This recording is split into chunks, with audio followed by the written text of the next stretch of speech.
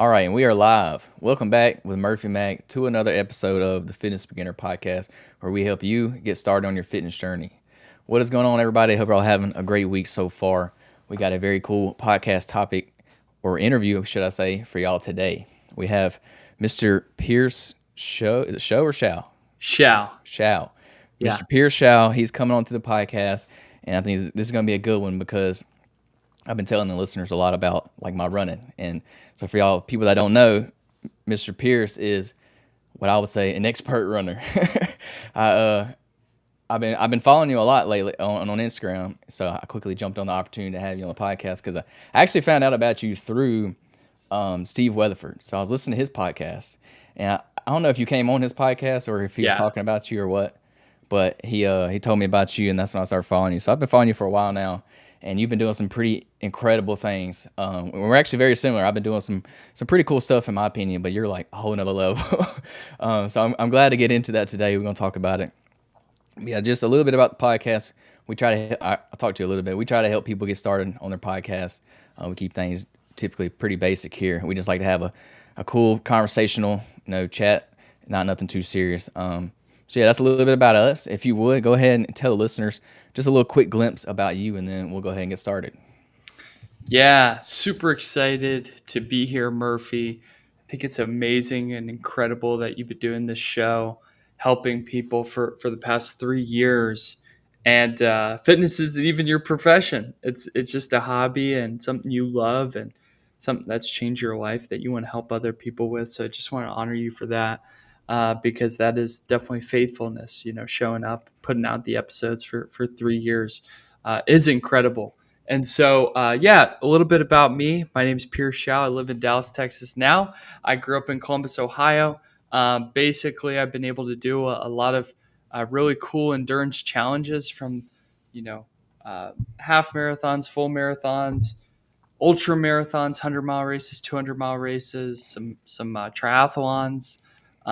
But my goal here today is to leave you with the belief that you're capable of way more than you think. And there are things that you're capable of that you don't even think are possible right now. And that's something that I've learned through the last 7 years doing endurance sports is you start off in a certain place where you may not be able to imagine running a 5K, a half marathon, a marathon. But then you look up after training consistently and improving year over year, and you're able to do ultra marathons if you want, or fast marathons and things that you once dreamed of. And it doesn't just stay in fitness. It impacts your confidence. It impacts your life. It impacts your drive. It impacts your ability to achieve things. And so that's part of why I love fitness. And so, I'm an endurance athlete who puts my faith first. I'm not afraid to talk about that and share that too. And God's really used running to transform my life. And I hope today that you listening will be able to glean something that will be able to change your life as well today. Absolutely. I'm glad you mentioned the faith thing because that's something I was going to actually ask you about to get started. I know you're really big in your walk with God and things. So that's something that's been on my heart lately. I've been kind of going through my own journey as well. Recently, past a couple of years, me and my wife started going back to church. So it's been huge for us. It's been great. I mean, literally, I've been sober for 2 years now. Like marriage is better than ever. So it's been a cool journey, and I talk about it a lot on the podcast, and it's something that I'm trying to open up more about because I know it can help other people too. I know I like talking about fitness, but I know the whole faith side of it plays a lot, kind of more on like the mental, spiritual side of things. So that's pretty cool. There's no doubt that there's no way I'd be able to do these challenges without my relationship with God. And also they wouldn't have the purpose and meaning that they do without my relationship with God.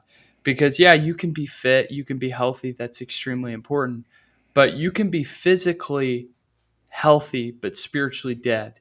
You can look great on the outside, but on the inside have inner turmoil and chaos and all of those things. And so it's really important to not just be physically fit, but also spiritually fit. And that comes, through a relationship with God.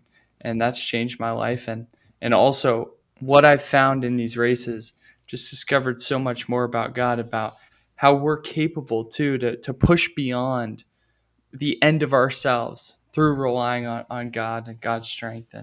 And so, yeah, that's awesome to hear that God's changed your life too. So how would you say your faith kind of plays a role in your fitness journey? All these, like you mentioned, the endurance, the 100-mile races you do. How do they kind of correlate, or do they correlate at all? Yeah, so I mean, before every challenge, before every race, I always pray. I ask for protection. I ask God to, strengthen me, able to help me get to the finish. But I'll tell you this. So I started running. How I got into it was I played lacrosse growing up, and then come high school, we had to run a 5K every day before lacrosse tryouts, and that was awful growing up. It's like, man, why in the world do we have to do this? This sucks. No one wants to do it. XYZ. So anyway, we have to do this 5K, but I realized I'm actually not bad at it. I'm actually pretty decent, and I was never the best, most talented, but I worked really hard. And that's the great thing about running. Great thing about fitness is you don't have to be the most talented. You don't have to be the most gifted. But if you put the work in, you sacrifice, you dedicate to it, you can be really good. And so by the time junior year, senior year came around of lacrosse and high school, I was like, man, maybe I should do a marathon or a half marathon. And my mom has run a marathon every year for the last 33 years. And Wow. so, yeah, incredible. And I say that because I saw her and she never told me to run. She never even told me to try a 5K, but she set the example. And I saw her and I thought, man, if she could do a full marathon every year, I could at least do a half marathon this year. I'm in pretty good shape. And so her example gave me a picture of possibility so that by the time, senior year came around, I decided to sign up for a half marathon.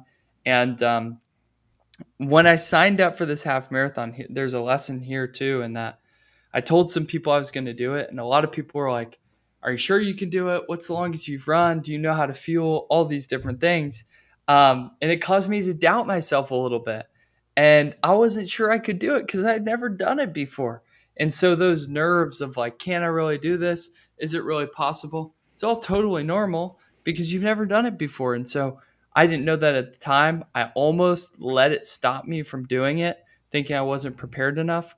Luckily, I'd already paid for the race, signed up for it, and so I did it. And it was really challenging.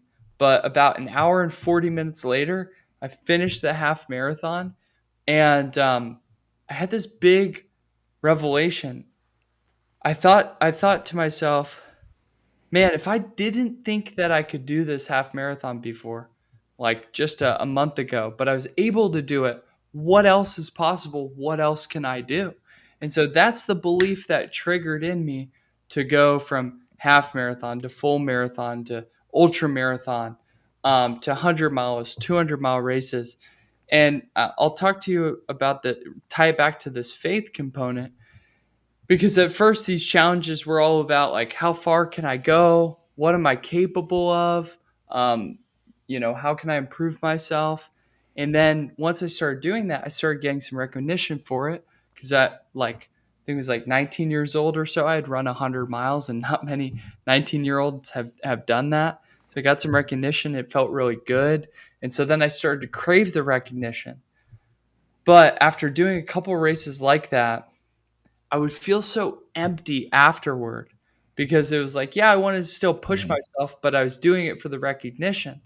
Um, and so it would always leave me empty, always leave me feeling like, what's the whole purpose of all this? And that even helped me draw closer to God, because I knew, and through my relationship with God, God showed me that if I put my value in my achievements, if I put my worth in the races that I was able to run, I would feel great on the finish line. But 3 days later, 4 days later, when no one cared, I'd be back down in the dumps. And so, that's part of it too. This whole journey is like realizing that I need to find my strength, I need to find my worth from what God says about me and my relationship with Him, rather than like the achievements I have and the works that I have, because those are all temporary. and will, definitely not satisfy you long term. Yeah, I definitely relate with you when you said, after your race, you kind of feel, you're pretty low afterwards because you've been training so long, you've been prepping for this one big thing, and all of a sudden, boom, it's done. So you kind of feel like you're like, well, what's next? You feel kind of weird. I actually kind of experienced that recently. I just did a Olympic triathlon like 2 weekends ago. I've Okay. been training for that for a while, and then it's like now, it's like, what do I do now? I'm in that Yeah. weird place where I'm like, I need Yeah. to relax a little bit, and before I start getting myself into something else. Yeah.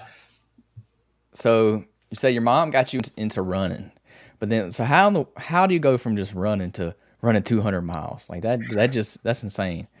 Yeah. So, I can't comprehend that. so I definitely like gave you the cliff notes, jumping just from thing to thing. So I'll give you the actual progression now. So I played high school sports. Through that you have a general fitness base that's pretty good. And then my senior year of high school, did a half marathon. That was September. The next month, I did the local marathon. And then, so that was, October 2018. Summer of 2019, the next year, I did a half Ironman. Then that fall, 2019 in November, I did my first ultra marathon, so 52-mile race. I didn't know these existed until I read Goggins' book, Can't Hurt Me. So he really opened my eyes to that. And then from there, I decided like, oh, I'm going to do a challenge every semester of college. And so I did 60 miles in May of 2020, then 100 miles in the fall of 2020. 2021 kind of took a little bit of time off because I was working a lot. And then 2022, I did 3 100-mile races. And then 2023, I did 3 200-mile races. And so, yeah, it was a lot, but I think it was like doing the next distance up really helped without jumping too far. I mean, yeah, you Mhm. jump from marathon to 50, 50 to 100, but like by going each progressive step, you gain more confidence. So I wouldn't recommend anyone go straight from marathon to 200, but yeah, go from marathon to 50, 50 to 100, 100 to 200, and you can do that. But then also an essential element of all this is after my first 100-mile race, I hired a coach, and my coach really helped me down my training because I had no clue in the world what I was supposed to do. And you can get by with that in the beginning, but if you don't want to get injured and you want to really optimize your performance, having a coach really helps you just streamline that process and become all that you can be. And I always do really well when I just have someone else giving me the plan to follow and I just execute. So yeah, that's really, really good and has been great for me. Yeah, it's funny listening to you because we're very similar in the way we do things. So you say you want to do one big challenge every semester. Well, I kind of did the same thing, but mine was one per year. So I just Yeah. started this back in 2023. Well, to give Okay. you a little history, I grew up playing sports, same as you. I played Okay. baseball, pretty athletic, growing up. As soon as I got in high school, I found weightlifting because they made us work out. So I found that, immediately fell in love. I was real skinny as a kid, started building some muscle, put on some size. I immediately fell in love, and I was hooked. So I've been weightlifting ever since then. Well, Yeah. all the way through college. After college, don't have any sports to play anymore, and I'm not moving on. So I was like, well, I got all this extra time now, and that's why Hmm. I got really serious about working out then. But that only lasted about 2 years. I was like, okay, I need something else. I got to do something else. So a friend of mine taught me into doing a local triathlon. It was just a sprint. So I did the sprint, and I immediately kind of got hooked to that as well. So I did a sprint, did an Olympic, then I did another sprint, and I was already training for an Ironman at this point. So Yeah. did Ironman the same year within Okay. like several months. So I did that, and that's what started the whole one big challenge every year. I was like, all right, I'm gonna do something cool like this every year. So the next year, as a weightlifter, I had to do a bodybuilding show. So I went Ironman, bodybuilding show, and then this year in April of this year, I ran 100-mile ultra marathon. So that was Let's my first go. my first ultra. I didn't do it the same way you did. I didn't go up the steps. So I went from Uh, Ironman to bodybuilding show straight to 100 ultra. So I well, I kind of guess you did an Ironman, so yeah, yeah. So I did a marathon in my Ironman. So I did build up to it, but not the same way, not just in running. But yeah. yeah, so that's kind of like my endurance journey that I've been going on lately. I started that in 2023 as when I did my Ironman. So Yeah. I have some things lined up that I want to do. So I've entered into the Go One More Ultra. I entered into the lottery, so we'll see. I think we'll find out Friday actually if I get in. So we'll Okay. see. That's a backyard ultra. You know what those are? Yeah, yeah, yeah. Yeah.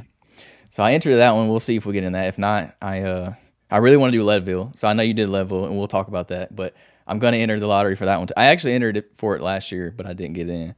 So I'm going to enter into it again this year and see if we can do it. I would love to do Leadville. That's a cool one. I think that one would be very cool. Oh yeah, it's such a special race. Really cool. It's 100 miles, if you don't know, through Leadville, Colorado. One of the most iconic 100 milers in the U.S.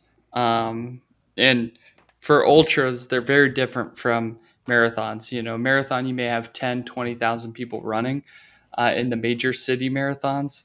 Ultra marathons, you may have 100 people running 100 miles. But for Leadville, there's over 700. It's one of the oldest races, and so it's just, yeah, really special. Yeah, it's kind of like an iconic one, so I would like to do that one. So we'll see. Hopefully, we'll get in and we'll try it out. We have a few other things. Like I want to do a High Rocks too. I know those are pretty popular now. Yeah, I want to try one. that's blowing up. Yeah, it's Yeah, getting it's super huge. popular. They don't have one near me. They do have one in Dallas though. So Yeah, it's I sold may out in like yeah, 20 it's minutes. a lottery thing again. So I actually have a good friend of mine that he got tickets to it. So he'll be going Okay. up there. So Okay. I'm excited for him to do that. I want to see to get some pointers from him to learn how to Yeah. do it because I Definitely. don't do that kind of training at all. Like I do pretty much bodybuilding style training, and then of Okay. course the endurance side of things. So Okay. it would be different. It'd be a challenge for me Yeah. to do that. So Yeah. so I want to talk about the year you did all the ultras. You said you did what 3 100s and then you did 3 200s. Uh, yeah. 3 100s in 2023 or 2022, 3 200s in 2023. Yeah, that's just that for people out there that can't even wrap their like most people when I told them I did 100 miles, they were like, "What? You ran 100 miles? Like Yeah. what? Like what? Why? Like how do you even Yeah. do that?" So Why like they would you can't do even that? most people can't even wrap their head around 100 miles. Yeah. But after I ran 100 miles, like I can't wrap my head around running 200 miles. Like I don't know how you did that. There's no way I could have went 200 miles Yeah. after I ran 100. Like my legs were done. Like they were Yeah. done. I wasn't going no more. So like, Yeah. I'm just curious. Like how do you train for those? Like how are you training for a 200-mile race? Yeah. Since it's like double the distance, people would think, oh, it's double the distance in training for 100 miles.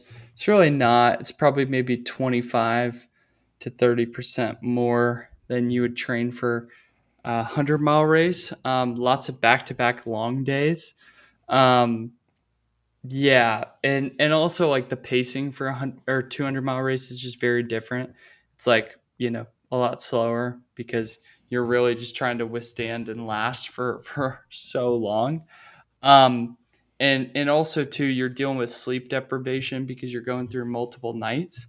And some of the top pros can get through on like, 15-minute dirt nap, but anyone who's going to take longer than 72 hours or so, which is probably 90% of the field, is going to need to take, some more serious like sleep. And so, yeah, I mean, you're getting, but even if you're getting more serious sleep, you're only getting 1 to 2 hours of sleep a night. And, when you, and you're also moving all day. So it's definitely not enough. It's literally just enough to keep the lights on. So it's just very challenging. But yeah, so as far as training volume, it's maybe not as more than you think, but it's just a game of like how can you withstand the fatigue and also the breakdown because your body's going to break down at some point, and you just got to be able to push through, and also you want to train as much as you can to like delay that breakdown as much as possible. And you'll see like strength training becomes even more important in 200-mile race because it's just about durability too, like for a long duration of time. Yeah, it's interesting you said it's only about 25% more than 100. And I totally get that because when I trained for the ultra for the 100, I thought it would be a lot worse than what it was. Like my training honestly wasn't that hard. It was I would say my Ironman training was way harder than the Mm. ultra training, just because there's three disciplines. You're training each discipline, several times a week. When it came to the ultra, I mean, I was running, 6 7 days a week, but that's all I was doing was running. So to me, the ultra training was a lot easier than the Ironman training. And people find that interesting when I tell them that. I'm like, yeah, I was only running. You're only doing one discipline. So it's Yeah, not as much time. Like Ironman training, I was training over 20 hours a 15, week. 15 to 20 hours a week, easy. I was doing 2 days, 5 days a week. Saturday and Sunday are long days. So I mean, I was easy getting 15 to 20, depending on the week. When it came to ultra training, I wasn't doing. I mean, I was just running one time a day. So I never Yeah. did 2 a days or anything. Yeah, because that's also too, like, with the nature of running is, like, you just can't you can Mhm, only do so much.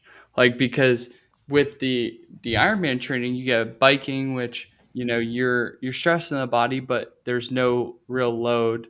And same with swimming. Is like swimming is like the best aerobic exercise that you can do with without impact on the body because you're in a pool and you're stressing the body, you're growing your aerobic system, but you're not like having the impact on your joints and mhm. ligaments and all of that. And so I think it also, because it's that way, allows you to put more time in because your body's not taking as big of a beating. Whereas with running training, it's like, yeah, every time you're running, you're out there and your body is feeling it. Yeah, there's no way you could put in that many hours and recover correctly. There's just no way, unless you're just a freak. And there are some people out there like that, but there's no way you could do 20 hours a week running. Or I couldn't. My legs would be done. Um, so yeah, what were some of your times for these races? I'm just curious. What did you finish your 100 miles in and your 200s? um, my hundreds were anywhere from like 20 to 24 hours typically. And then the 200s were, first one was 87 hours, second one was 79, and then the third one was 91 hours. And the third one was 240, not 200. You Um, did you do Moab? yeah, it was the Triple Yeah. Crown, which is a Yeah. series of three 200-mile races. Because of like one got pushed back. It was over the course of 3 months, so it was like end of June, or end of July, August, and October. So start to finish, it was 3 months. So yeah, it was a lot. That's the worst time to do them too when it's so hot. That's Yeah, got to be rough. I don't know how you yeah, do that. it was warm, but it was I learned a lot. Yeah, I've when I did my ultra, I watched all kinds of YouTube videos about ultras. So I've Okay. watched the Moab, Leadville, uh, what's the one in California? Something states, Western Western. states. Yeah, I Yeah. looked at I've looked at all the popular ones. I watched one UTMB. Somebody just posted a video this week, so I was watching that one. Yeah. Um, See, that's I don't know. That's just crazy. You did them in 3 months, especially in the heat like that. Yeah. So what is it? 80 something? What's that? Like 4 days, roughly. Yeah, I mean, 72 hours is 3 days, so yeah, 4 days Yeah, basically. and that's crazy. I can't. So you're basically you're out there a week just running, basically. That's Basically, yeah. yeah, it was a lot, but I mean, it was good. I learned a lot, and yeah, super challenging, but fun at the same time. How long is it taking you to recover after one of these races? I mean, you have brain fog for probably 2 weeks straight after the race, where your brain just isn't functioning like the best, and you Hmm. just feel fatigued because you're catching up on sleep as well. You're probably only sore for like 3 days after. Like, you're not ready to go after, but like you're not sore to the point where like you can like tangibly feel it. It's more like once you start like doing weights or something, you can feel it. So yeah, that's what I say. About 2 weeks with the brain, um, and then 3 days with the soreness. Yeah, yeah. Mine was. I don't remember experience much brain fog. I, mean, I probably was. I just didn't realize it. But when it come to like my legs and feet, like I was on crutches the next day after the ultra. I was, but I did. They did heal up pretty quick. Like I was good within a week. I was good to go. I took off like 2 weeks after just to be careful, just to be Okay. safe. I took off extra time, but I was good after 5 6 days. I was back to normal. Okay. But yeah, recovery, especially when you're running them back to back like you did, recovery is so important, especially when it comes to Yeah. running. You can get injured Yeah. so easy. Yeah. What 100%. what are some of your like recovery tips or protocols that you like to follow for when it comes to running? Yeah, biggest thing is sleep. Like, to be able to recover, sleep is the number one thing that you can be doing. Like, get as much sleep as you humanly possibly can. Like, lay in bed all day. especially like the day after, 2 days after a 100-mile race, if you can. Um, because I mean, it's just built in your body's natural recovery mechanism. You can speed it up with like recovery hydration IVs. Um, I love Epsom salt baths. I love red light. Red light's great for skin during these 200-mile races. Like your feet blister so bad to the point like your feet hurt so bad by the end of it. Um, I mean, imagine like for the listener, like imagine standing up all day. Like imagine a day where you're on your feet all day and how your feet hurt by the end of the day, and then add that into like 60 plus miles a day and then 1 to 2 hours of sleep, and it's miserable. But yeah, so your feet end up taking a big brunt of it because you're so many steps. I mean, I don't know what the number is. I wish I did, but like over 150,000 steps you're taking for the race, and so yeah, it's just a lot. So red light actually helps your skin a lot too. Helps that recover and rejuvenate faster. And then eating good. I'm also a big fan of like cold plunge and sauna. Not everyone has one. That's why and actually sleep is better. But if you're sleeping enough, add the cold plunge, add the sauna on top of that, and it'll make a big difference. Yeah, I love the cold plunge. I have a little DIY setup at my house that I use a lot. Yeah. I hadn't got a sauna, but that's on the list. I really want to Okay. get a sauna. I want to do some contrast therapy there. I like the whole biohacking thing now. Kind of, Oh, I it's great. got the bug. I can't. I gotta admit, I watch too much Gary Brecka and stuff online Uh about huh. cold plunging. So, Uh huh. um, did you do the red light on your feet, or are you doing it just like On everywhere? your whole body. Yeah. Whole body, Okay. but feet especially helps. Yeah, I never. I hear a lot about red light therapy, but I've never heard of somebody using it like for recovery after an ultra, and that's especially on your feet. But that does make Yeah. sense though, because I know your feet get tore up. I know it's kind of gross, but my big toenails, both of them fell off. They were black and blue after the race. Both of Yeah. them fell off. They're just now almost grown back, so it's been a Yeah. while. Yeah. So it's pretty Yeah, that gross, can but happen. That's why you got to pluck your toenails as best as possible, and then also get a size half size bigger of shoes. That also mhm, can really help during an ultra. yeah, for sure. Yeah, my feet were swollen when I got done, like super swollen. Yeah. So what would you say there was something like in particular that inspired you to do, these mega ultra races? I know you say your mom kind of got you into running, but like, was it just as simple as I want to see how far I can go, how far I can push myself, or is there something you can think of like that really Yeah. inspired you to do it? At first, it was like I wanted to see how far I could go, and then I started getting some recognition. So I was like, man, this is really cool. Like I get recognized for this, so I'm going to do it more. It helps me stand out. Helps me grow. And then, I kind of shared a little bit about what that led to. And then after that, it was just like, how can I encourage people and use this that God's given me to like as a platform to inspire other people and lead people to Christ. And so that's sort of what it's become now. Um, yeah, we'll see where it takes me. I think the biggest thing I do is like I always encourage my athletes is like your running goals should serve you, not you serve your running goals. I think it's easy to get into it, fall in love with it, and then become a slave to it. Honestly, and it's like we're doing this to grow ourselves. Like I think at least in my life, like God is number one, then my wife, then my family, business, um, and other relationships, and then like my fitness. Like I think attaining a great level of fitness is of the utmost importance to me. But like doing 100-mile races and 200-mile races, um, has become less. So who knows? I may like shift and through different seasons of my life do different things. But yeah, I really encourage my athletes is like your goals should serve you. If you feel like you want to see what's possible and you want to do 100-mile, like build up to it. But if you're a dad, who just had a baby and you're growing a business, well, a marathon would be a better thing for you to do right now just with the time that you have available. So I also try and be very like practical in that standpoint when I'm helping people set goals.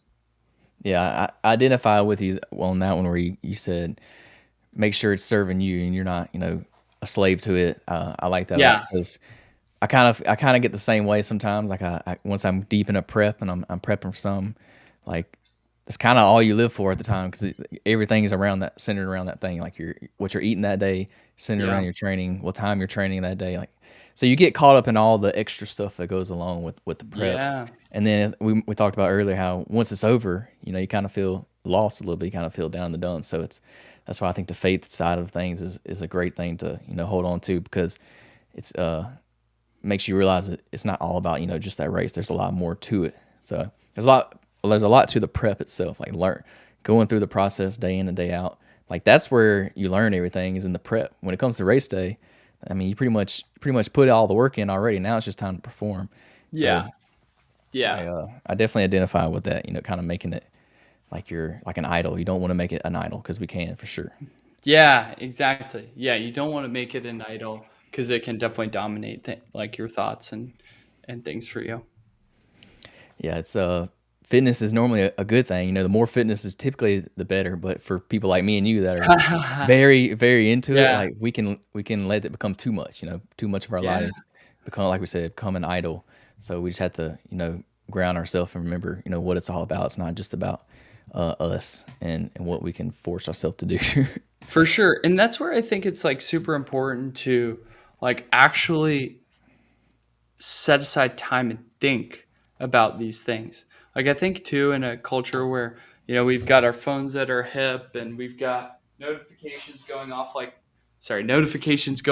crazy and all of that is we can get like caught in the swirl of all the things that we need to do and all the things going on.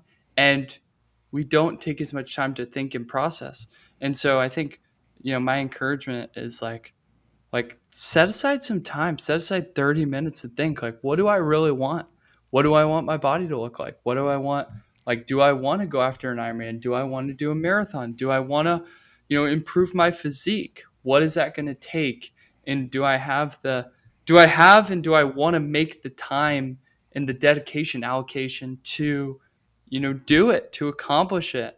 And yeah, I think that's really good, Murphy. And fortunately for us, we've got a lot of time as we're running to reflect on life and Hmm. solve the world's problems. So that's when I typically do my reflection.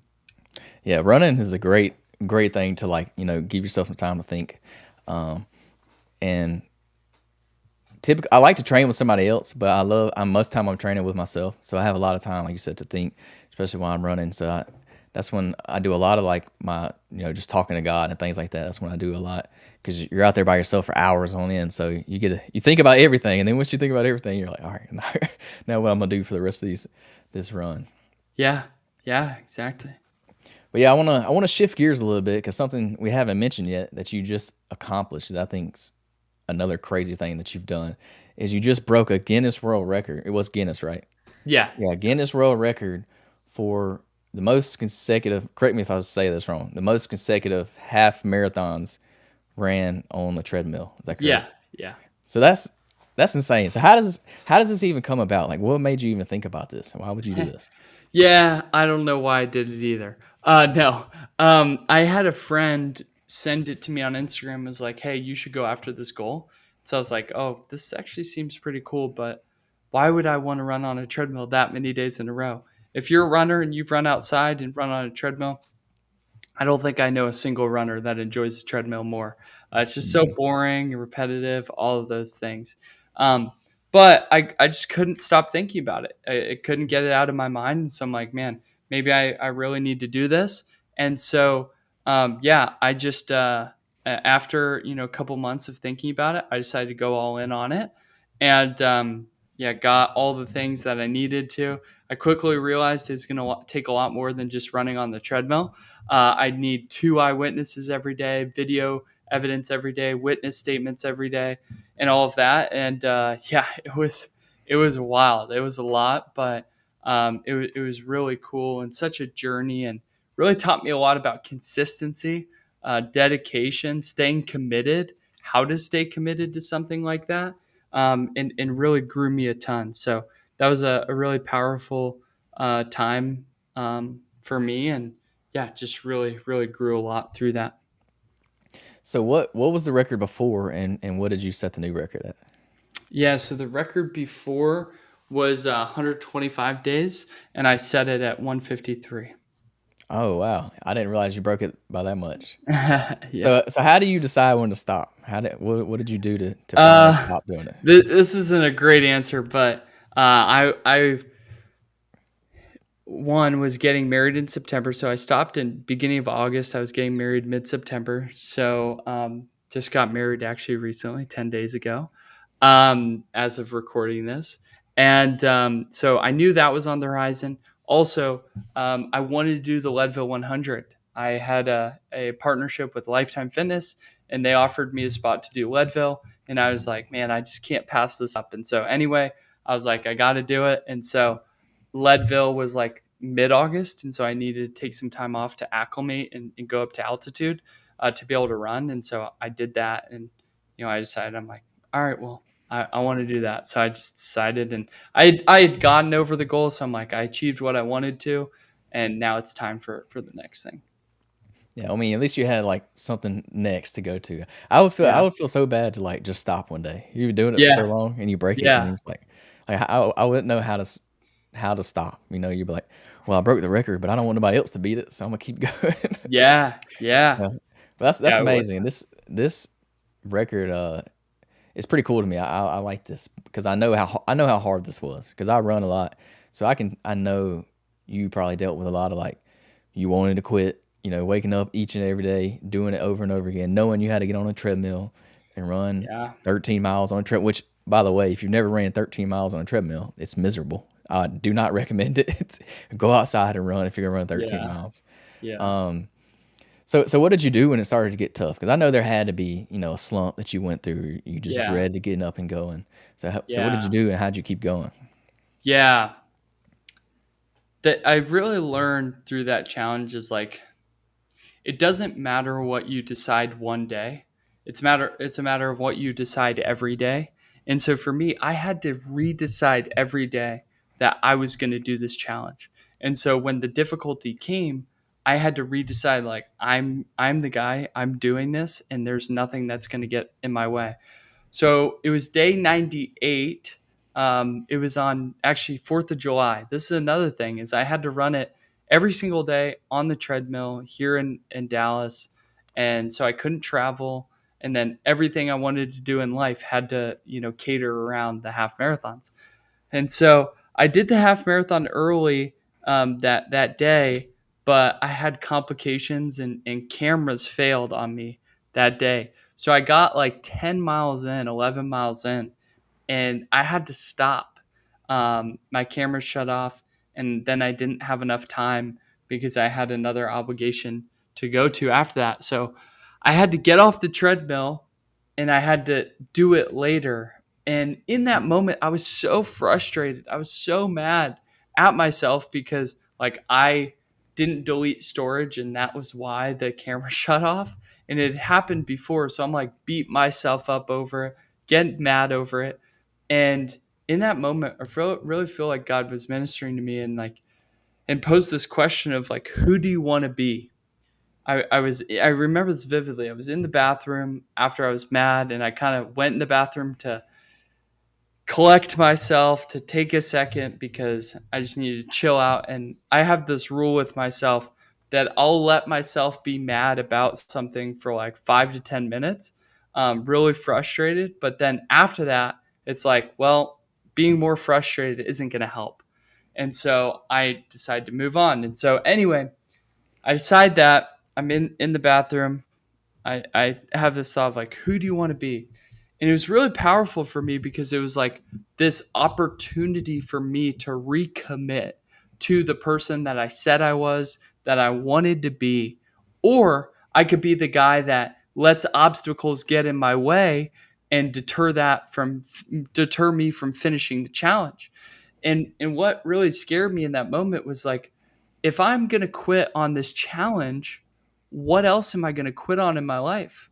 Like, if things get hard in my family or my marriage or my business, Like, because I've quit here, am I going to quit there too?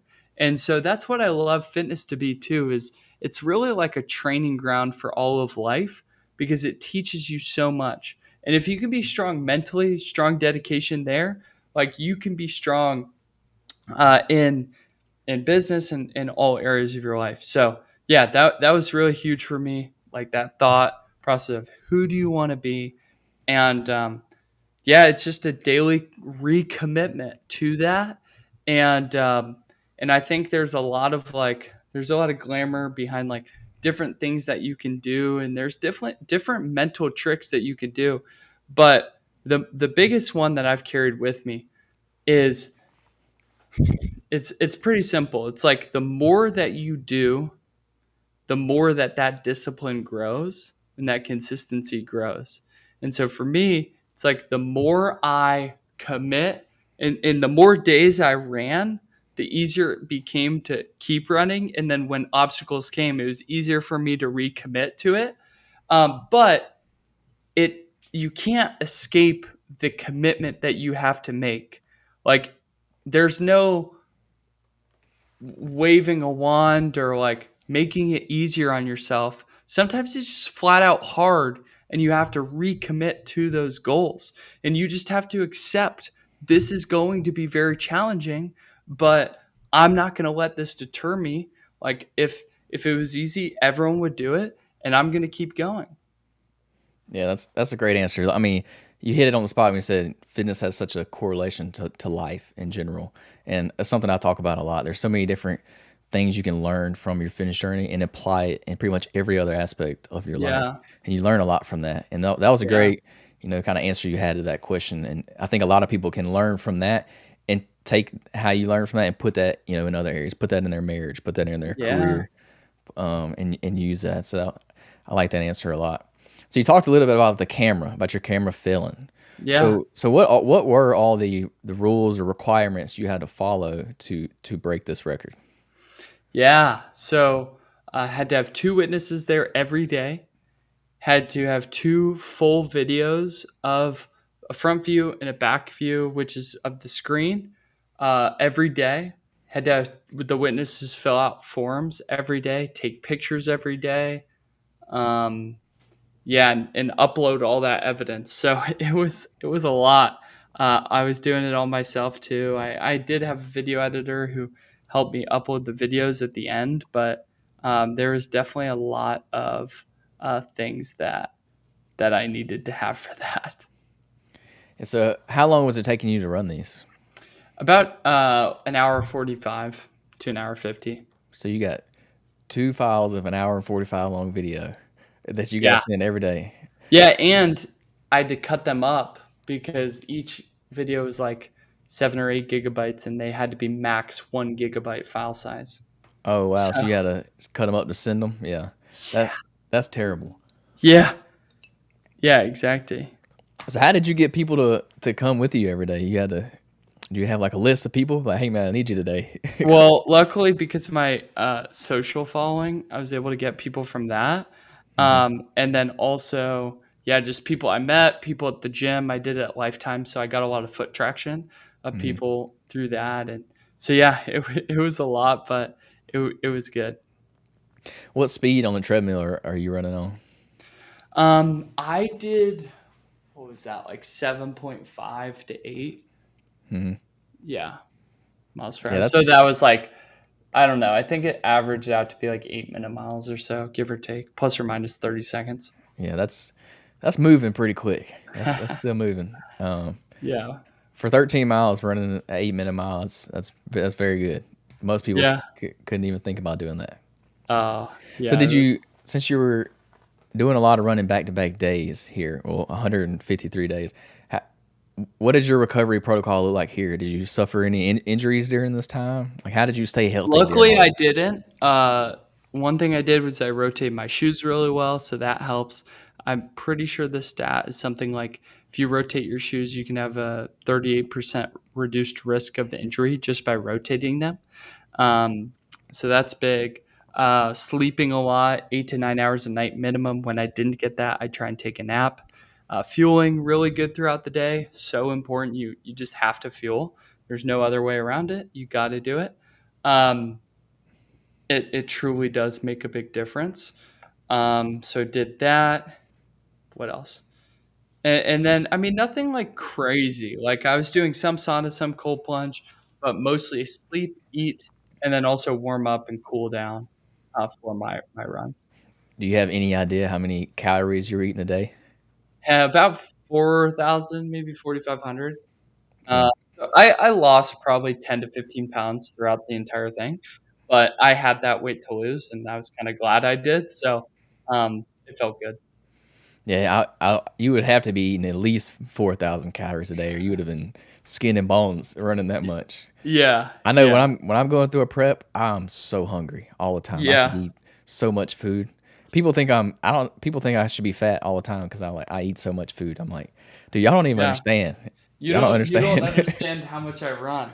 Yeah, and just working out. I have a little bit more muscle on my frame, so I can get Mhm. away with eating a little bit more food. I have a higher metabolism, so Yeah, it works in my favor. But yeah, I have to feed myself, or I'll lose weight. Like yeah, easy, I can lose weight. Not a lot of weight, but for my size, it goes a long ways. yeah, So what was your daily schedule on these days? Were you doing it at the same time every day, or I know you said that one day yeah. you didn't, but Yeah, basically same time every day. I'd get up around 5 or 6 a.m. I would have some coffee, eat some oatmeal. I would read the Bible, and then I'd do like an hour or two of work, depending on what time I got up. Then I'd leave at 8 a.m. for the gym. 8:30 to 10:30 is when I'd run, finish up, have my witnesses signed, do my cool down. That would be around 11, drive home, get back 11:30 and start working for the day. Work from like 11:30 to 5 or 6. And then just do it all again the next day. So it was like groundhog day every day, but it's amazing like how much I got into routine and how much easier mhm. the half marathon got to where like yeah, it wasn't necessarily fun every day, but I was so in routine and so good at it that like my half marathons felt easier than some like 5 mile runs I'll do now. Just because after Leadville, and then with getting married, like I pulled that back my mileage a little bit strategically just to let my body recover and rest a little bit. Because it had been 6 straight months of high volume. Um, but yeah, it's crazy what our bodies are capable of, and when you're consistent, what you can get your body normalized to. Yeah, I identify with the whole routine thing because when I'm in a prep, like it's like you said earlier, the more you get into your prep, the kind of easier it gets because you get in that routine. You know exactly what your schedule is going to be, and I'm the same way. Like when I'm in the middle of a routine, like I don't even have to think twice about what I'm doing. Like I get up, I do my morning routine, I'm out the door, going to the Yep. gym, or I'm going running or whatever I'm training that day, and it does get easier. Yeah. Like the routine part of it gets easier. Now Yeah. mentally, it's still kind of challenging because you're pushing yourself every day. But Yeah. I'm way more disciplined in the prep because I know exactly what I got to do. I have my training plan laid out for that day. Don't have to think about it, and Yeah. I get in that routine. It's like clockwork. And then Yeah. when that race is over and you kind of get out, you don't have to do that no more. Then you kind of slack off a little bit, and that's kind of where I'm at now because I'm not Yeah. training for nothing right now. So it's a little harder. I do give myself a little leeway, cut myself some slack when I'm not training for nothing. But I do Uh-huh. like getting in the prep and getting in that routine like you talked about, so I can Yeah. really dial in on the goal. Yeah. Super big. So how many total miles did you do? Have you counted them? Um, I guess you could do the I math can real quick, count huh? on. Yeah, let me see. But some days I did more than 13. Like there were probably 3 days where I did um So like 20. 2004 is a half marathon for 153 days. Yeah, so So you did more than 2004. yeah, maybe like 2050 or so. Yeah, maybe 2100, but Well, yeah. that one day you said you did 11 miles and then you turned around and did another 13. Yeah, yeah, there's some days I did a full marathon. Oh, you did a full marathon during these Yeah, just because for fun? no, not intentional. Well, one day I did a 50K intentionally because I was training for Leadville, but Okay, yeah. Yeah, it was a lot. Yeah, that's tough. I don't know how you did that, to be honest with you. I mean, that's have you seen the guy that did the Ironmans every day Yeah, James consecutively? Lawrence. He's been a big encouragement to me and a mentor. Yeah, So I remember when he did that. I was watching. I was checking in with him every day. I follow him on Instagram, yeah, and yeah, I think he did what 105 days or something. Like that's insane. yeah. It's legit. Because 100. I did one, and there's no way I was doing another one the next day. Like there was no way. And he did it for Yeah, 105 days or whatever the number was. I was like, that's pretty remarkable. I don't know how people do crazy stuff like that. yeah, But yeah. it's funny like the levels of it because people think I'm crazy because I ran 100 miles. I'm like, y'all don't even know crazy. Y'all should see some of these people. Like you Yeah. running 200 miles is insane. Like after that Yeah. 100, I don't know. I would love to say I did a 200, but I don't know. I think I need a lot more years under my belt running to Uh-huh. be able to do something like that. Because after the 100, my legs were just too beat up. Like I couldn't have went another 100 miles. There's no way possible. Like mentally Yeah. I could have done it, but physically my legs would have gave out. There's no way. Yeah. Yeah. Yeah, it's challenging, but it's like that thing of you never know what you're capable of until you actually sign up for it and train for it. And Mhm. at one point, I'm sure you didn't think you could do 100 miles, and then Oh no, absolutely you not. trained for it. So It scared me to death when I signed up for it. I contemplated it for a while. I was like, should I do a 50? Should I do 100? I was like, nope. Go yeah, big or go home. I'm doing 100. Because I would be so mad if I did a 50 and then I was like, okay, I think I could do more. Because then I'd have to do it all over again. I was like, yeah, I'm just gonna go for the yeah, 100. If I don't do it, I'll yeah, do it again until I can get it done. yeah, yeah, So yeah, it was a cool experience, a really cool experience. I definitely like doing it. yeah. I'm definitely gonna run another one at some point, and I Let's do want go. to do another Ironman too. So Let's go. we'll see when we do it. It's hard Awesome, man. now that we're adult and we have jobs and stuff. It's hard to fit Yeah, things in. you'll have to keep me updated on what you end up doing next. Yeah, well, I think we find out Friday on that backyard ultra. So hopefully I'll get Okay. into that. If not, Okay. we'll see on Leadville, or Yeah. probably gonna enter in some of the High Rocks lotteries to Okay. see if I can get in. I know they have Okay. one in Atlanta, which is pretty close to me, and then Okay. they have them in Texas. So what's next on your plate? Yeah. What you got? I know you. Oh, congratulations, Houston by the way. Marathon? Oh, thank you. Congratulations on your Yeah. marriage. Yeah, Uh, that's the next race. No, I'm super excited for that. And then yeah, Houston Marathon. I'm gonna go for sub 2:45, and then Badwater probably in 2026. what's your PR on the marathon? 251. 251. So Yeah. 245 is a pretty big jump. That's a pretty Yeah. big. Yeah. What I 6 minutes? That's a pretty good jump. yeah. We're going for it. So I had we'll see. on my list of things to do is to run a sub 3 Okay. marathon, which for Okay. me that's move. I'm nowhere near that right now. Yeah. I'm pretty slow because I never really trained for speed. I trained for distance in the ultra, but I never really Uh, pushed speed. So that's one of the things I have on my list is I want to see how yeah. fast I can do a Let's marathon. go for it, Yeah, man. I I did love it. like 4.5 in my Ironman, so I definitely can get under 4. So the goal is Okay. to work myself up to Yeah. under 3. Yeah. But I got a lot of improvement to do before Let's then. go. You got it. But yeah, I just want to say thank you so much for joining the podcast. I enjoyed it. Is there anything, or tell listeners where they can find you at if they want to get in touch with you? Yeah, for sure. Send me a message at Pierce Showe, PIERCESHOWE on Instagram. Would love to hear what you thought of the podcast and your biggest takeaway.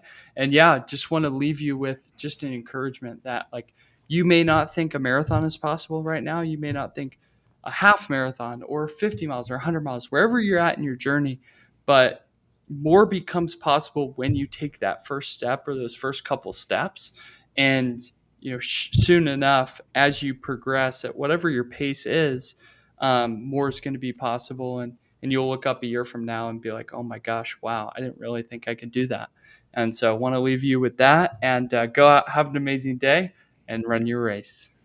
Yeah. So I meant to ask you about that. Is that your logo? Is that your brand or what is Yeah, that? yeah, Run Your it's Race. my coaching and Yeah. just kind of a motto and lifestyle. Yeah, I like that. Run your race. Always start where you're at. I always like to say, don't compare your chapter 1 to somebody else's chapter 10. Yeah, They started at chapter 1 just like you, and they got there, so you can't compare it. So I like that. yeah, Run your race. I like that slogan there. yeah, Yeah, yeah. thank you again for joining the podcast. I appreciate it, and y'all make sure to tune in again next week for another episode of the Fitness Beginner Podcast.